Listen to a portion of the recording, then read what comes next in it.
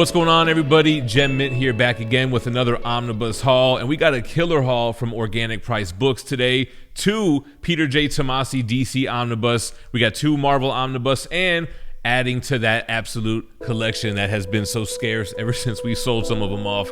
We're gonna get into all these, but before we do, big shout out to Organic Price Books. That's where I'm getting all my hardcovers. You can save $2 off every order by using code GEMMINT at checkout. They have pre-orders, great packaging. Check out Organic Price Books, and while you're here, hit the like button and make sure you're subscribed to the channel. Omnibus content, statue unboxing, conventions, and I'm doing these new blogs. Shout out to everybody watching the first blog.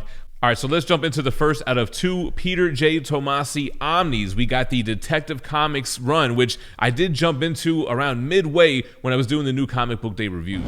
All right, guys, so only one dust jacket for the Detective Comics Omnibus. Peter J. Tomasi, Jamie Mendoza artwork. Going to the spine here, very much in sync with the other Peter J. Tomasi Omnibus.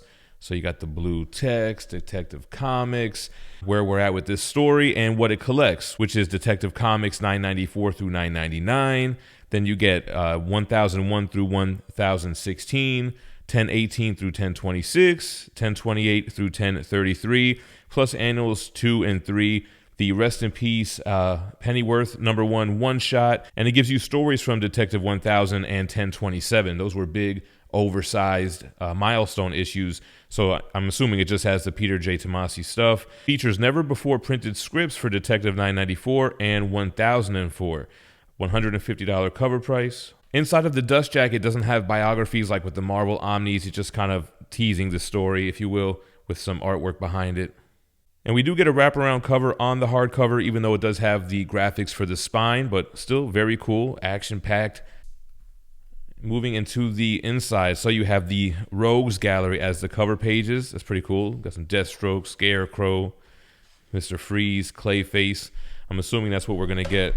Yep, continuing on the back here. That's a very cool new kind of format that I'm seeing.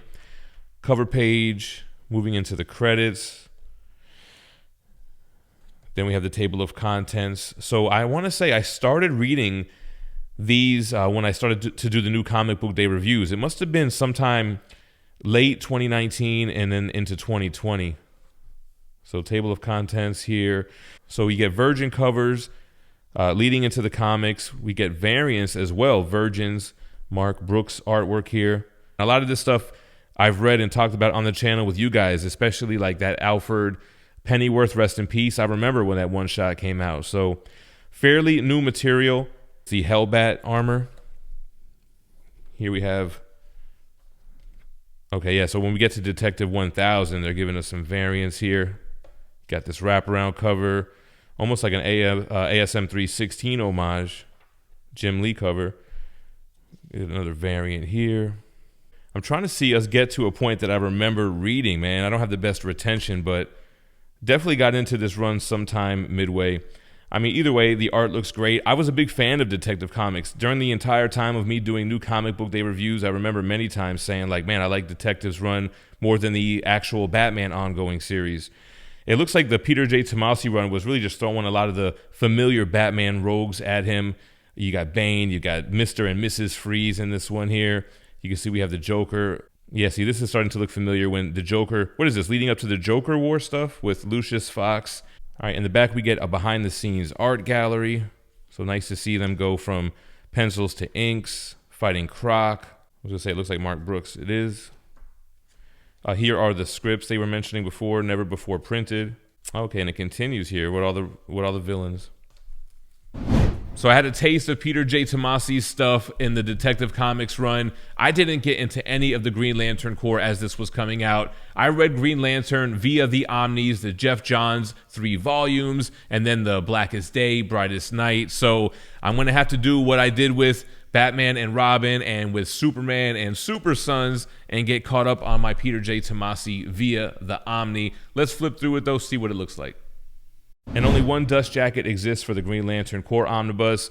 Peter J. Tomasi again, Patrick Gleason, still got Jeff Johns involved. Moving over to the spine, that nice Green Lantern Corps like you'd like to see with the fist, the ring.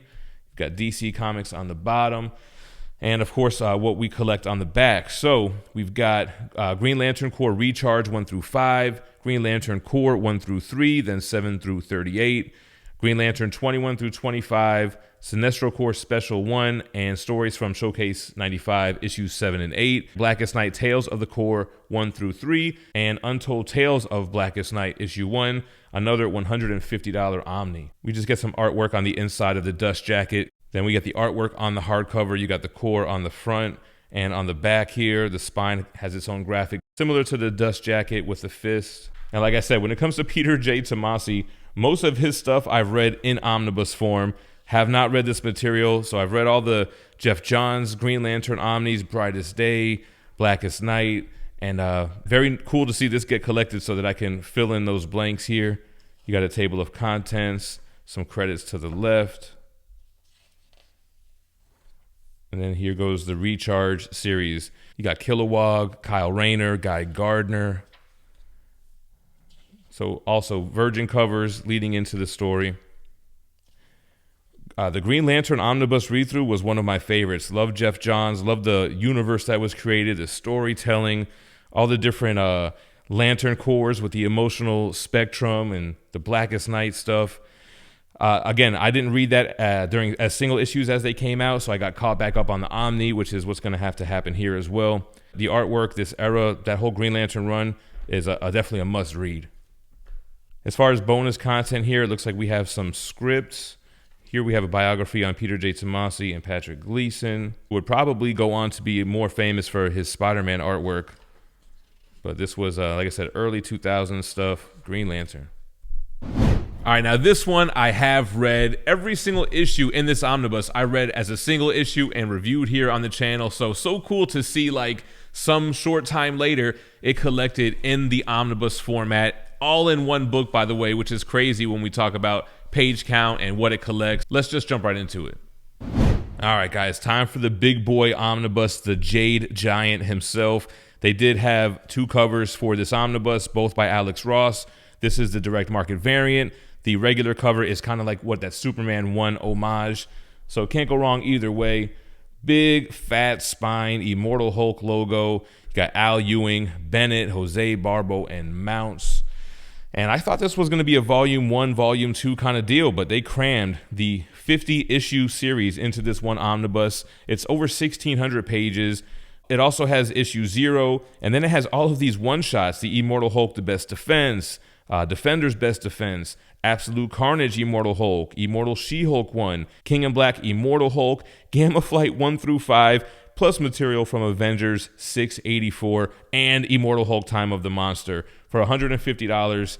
It's everything you're going to need for Immortal Hulk. All right, so with Marvel, they like to give you a brief synopsis of what's going on in the story. This is a good jumping on point. You don't really have to have prior knowledge from Hulk, although it does benefit you because Al Ewing seems to be such a hardcore fan. But it's essentially a new take, a horror take on the Hulk. So we get a biography on Al Ewing as well as Joe Bennett. Alex Ross did do covers for every single issue, I believe, and here is a beautiful piece that's on the actual hardcover.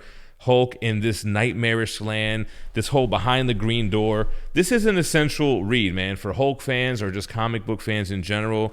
It's a horror in nature type of story, so it's got the black cover pages. And look, right away, Hulk skin ripping off of him.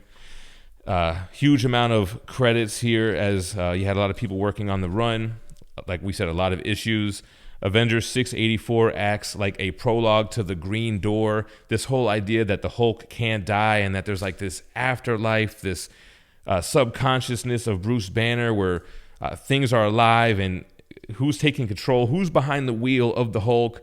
And I really, really dug their first arc. So as you can see flipping through it, they're going to give us virgin covers of the artwork before each story.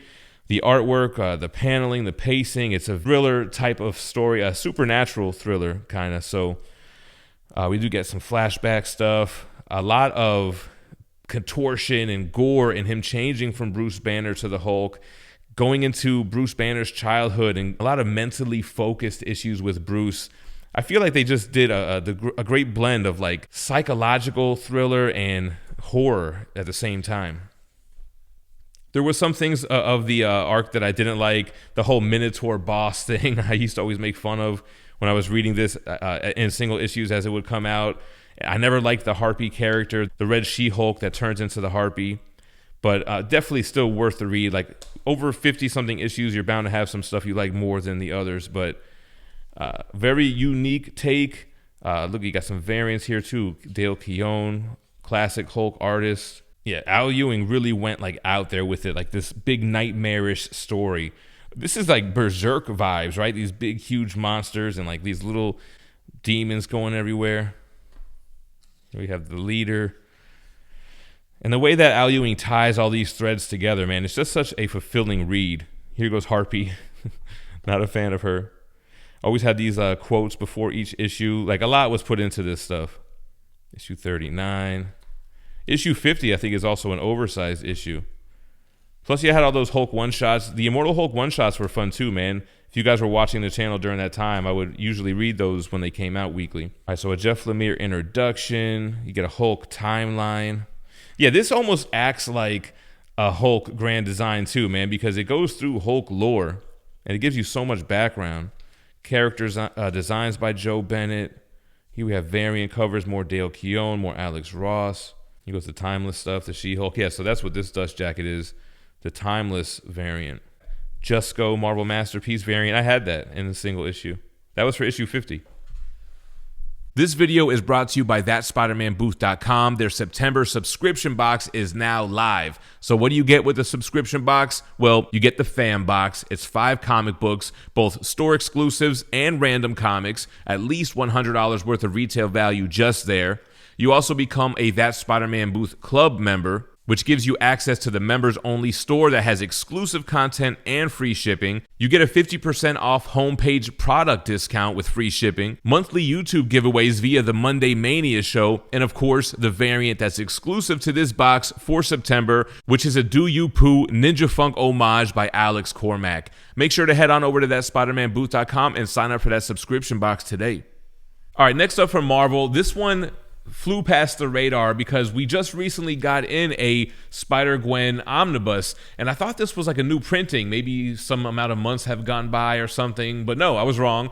This is the second SpiderGwen, the Ghost Spider Omnibus, so let's take a look at it. All right, so they did make 3 covers for this omnibus. This is one of the direct market variants, the Andrew Robinson cover. They made an In-Hyuk Lee cover for the DM variant as well, which is great. And then you have the regular A cover here by cover artist Bengal. Moving over to the spine, SpiderGwen Ghost Spider, and you have the creative team on the bottom. And then what it collects. So after her first appearances and her first few runs, she gets a SpiderGwen Ghost Spider issue 1 through 10. Then we have Spider-Geddon Ghost Spider video game comic number 1, Ghost Spider Annual number 1. Then we get a new volume just titled Ghost Spider with 10 issues.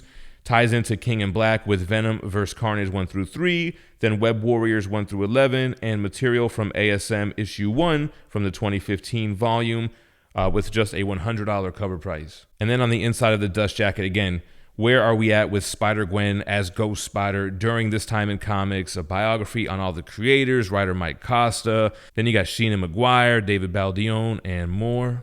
And then a nice wraparound cover here, just some nice paneling of Spider-Gwen as Ghost Spider. Got a Lakers color theme going on here with this one. Then we have Gwenom, Spider-Gwen, Spider-Man on the cover page, your credits, which also acts like a table of contents. And then it looks like we're going chronologically. So you got the video game comic adaptation here, the Mary Janes rocking out, all part of Spider-Gwen's origin story. And I think I did read some of these Web Warrior issues and definitely the King in Black stuff. So some of this stuff is new to me. I think I might have skipped out on her ongoing series. You know, it's a shame because I am such a huge Spider-Man fan. Like, I dig stuff like this.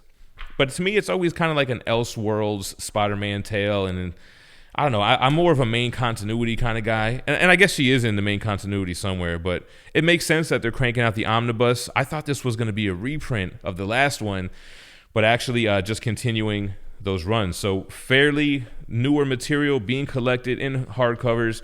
It makes sense. Huge following, I'm sure, through the Spider-Verse movies, and she was like a main focus in the most recent Across the Spider-Verse, so good timing as usual. Modern Marvel artwork. If you're a Spider fan, you're probably into it. Either at this point, you either are a Spider-Gwen, Ghost Spider fan or not, right? Nice art germ art in the back, which leads us into this variant cover gallery. Here we have the dust jacket variant. So again, if you like the art, but you don't hunt down those variants, that they can get quite expensive, Peach Momoko variants, some of them could be exclusives. The omnibus has you covered with all of them in the back. Interior pages. So a nice, decent bonus section here. And like I mentioned in the beginning, I did an absolute purge. I was running out of space in the old house, and I was going to just stick to Omnis. And man, did I miss some books that I finally have slowly started getting back, like Watchmen and things of that nature.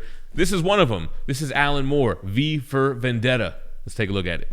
All right, so we have artwork on all sides of the slipcase here. You got that V for Vendetta graffiti on the brick. Here we have the spine of the slipcase. Alan Moore, David Lloyd, and then you have our vigilante on that same wall on the other side.